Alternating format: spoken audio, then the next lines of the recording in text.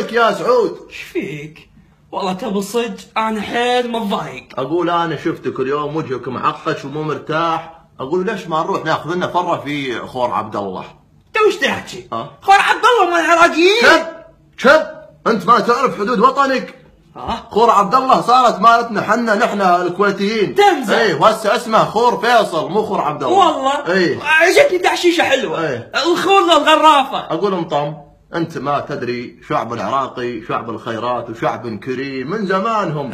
الحكومه بعد ما وزعت لكل مواطن قطعه ارض واستشن مواطنهم زاد عندهم الخور وطونا الخور. قالوا الجار حقه على الجار وانطونا احنا الكويتيين كيوت دوله صغيره كيوت قطعه الدهين. فقالوا يطولون دولتنا ونطونا الخور. والله والنعم كفو منكم يا العراقيين. اي والله اقول لذا نناشد ابناء الانباري ان يديرون بالهم على انبارهم، لا يقعدون الصبح ويلقون نفسهم صايرين سوريين، ونناشد ابناء دهوك ان يديرون بالهم على دهوكهم، لا يقعدون الصبح ويلقون نفسهم صايرين اتراك، ونناشد ابناء الكوتي ان يديرون بالهم على كوتهم حلوه هاي، ان يديرون بالهم على كوتهم، لا يقعدون الصبح ويلقون نفسهم صايرين ايرانيين.